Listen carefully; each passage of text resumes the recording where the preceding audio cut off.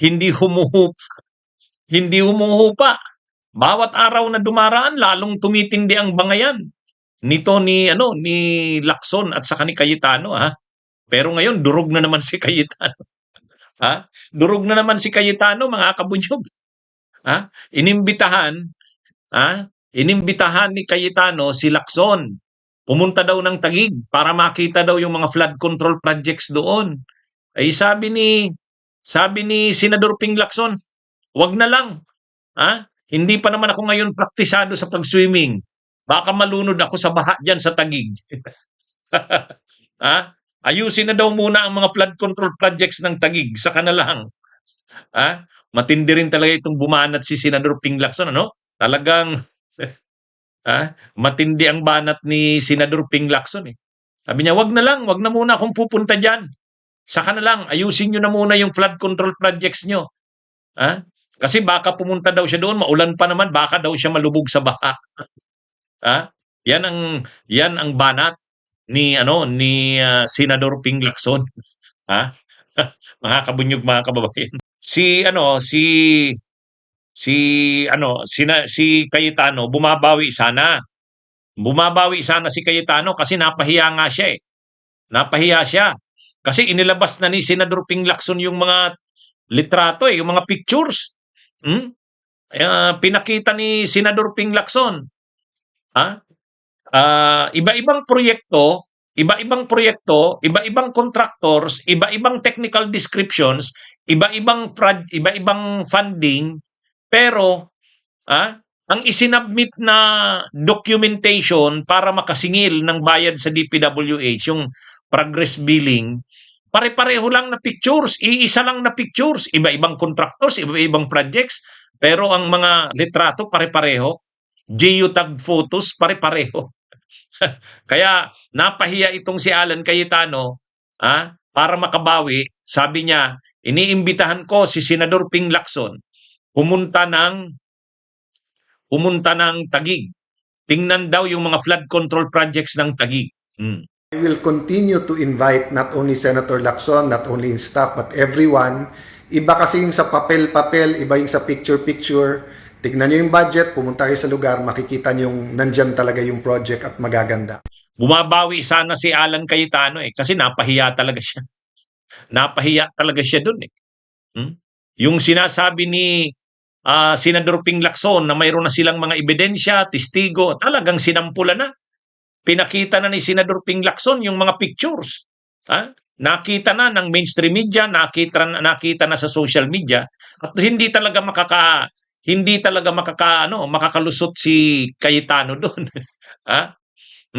Ano 'yun? Patikim pa lang 'yun. Patikim. Kumbaga panimula pa lang 'yun. Sabi ni Senador Ping Lacson, sa susunod marami pa daw silang ilalabas at marami na daw silang turn over sa ombudsman. Yung pinakita niya sa publiko ng mga litrato, ano lang daw 'yun, patikim lang. Kaya lang kahit dun pa lang sa mga litratong pinakita ni Senador Ping Lacson, makikita mo talaga, mukhang malalagay talaga sa alanganin si Alan Cayetano. Kasi tingnan nyo naman, mga kabunyog, iba-ibang projects, iba-ibang pondo, iba-ibang fundings, iba-ibang contractors. Tapos syempre, sisingil ka sa DPWH, magpapabiling ka para makakolekta ka ng bayad, yung kontraktor. Ang nakalagay na mga attachment doon sa proof ng project, ang naka-attach, pare-parehong pictures lang, iisang pictures lang, pare-parehong geotag photos, ay talagang lukuhan yun. Lukuhan yun. Ngayon, napahiya si Cayetano. So sabi niya, iniimbitahan niya daw si Senador Ping Lacson, pumunta daw doon sa Taguig. Pumunta daw sa Taguig para tingnan talaga yung mga projects. Huwag lang daw bumase sa mga papel. Yun ang sabi ni Cayetano. Huwag daw bumase sa papel. Puntahan daw doon. Yan yung hamon ni Cayetano. Pumunta daw si Ping Lacson doon. Napahiya na siya, eh. Tsaka ito, talagang ano kasi ito, may mga media na pumunta na doon, eh. May mga media na pumunta na, napanood natin yung sa GMA. Pagpunta ng GMA, hinahanap yung project, pumunta sila sa kapitan, sa punong barangay. Pagdating dun sa punong barangay, tinuturo sila sa district engineer. Bakit hindi masagot nung punong barangay yung project kung nasaan yun? 'Di ba pag punong barangay ka, dapat alam mo kung nasaan yun, sa barangay mo nakalagay eh. Oh, oh. Kaya mga kabunyog, mga kababayan, may mga media na pumunta doon sa project kung saan ang location, kinausap yung punong barangay ng nasabing kung saan located yung project. Maraming detalyeng tinatanong yung mga media, hindi masagot nung punong barangay. Tinuturo sila doon sa district engineer ng DPWH. Mukhang instruksyonado na ni Cayetano eh. Mukhang instruksyonado na yung mga kapitan ng barangay pag may pumunta dito sa inyo, sino man, nagtanong tungkol sa project, ituro nyo sa district engineer. Kasi yung district engineer, tao daw ni Cayetano sabi ni Senador Ping Lacson. Ang district engineer ng DPWH sa Taguig, tao ni Cayetano. Sabi ni Senador Ping Lacson.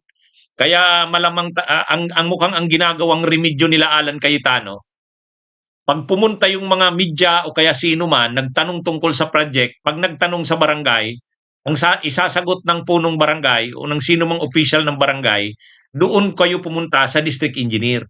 Kasi yung district engineer, yun, instruksyonado na yun kung anong isasagot. Tao daw ni Cayetano yung district engineer ng DPWH sa Taguig, sabi ni Senador Ping Lacson. Kaya ano ito, simula pa lang yan. Yung mga pictures na yon, ilang pictures pa lang yon, simula pa lang na ipinakita ni Senador Ping Lacson, marami pa raw siyang hawak na mga ebidensya. Saka may mga testigo talaga. May mga testigo talaga. O ngayon, dahil unti-unti nang nilalabas ni Senador Ping Lacson yung mga ebidensya at nakikita na, napapahiya na ngayon itong si Alan Cayetano. Nag-iimbita si Cayetano, puntahan daw yung projects. Iniimbitahan niya si Senador Ping Lacson. Iniimbitahan niya. Sabi niya, iniimbitahan ko si Senador Ping Lacson, pumunta dito sa Taguig. Tingnan daw yung mga projects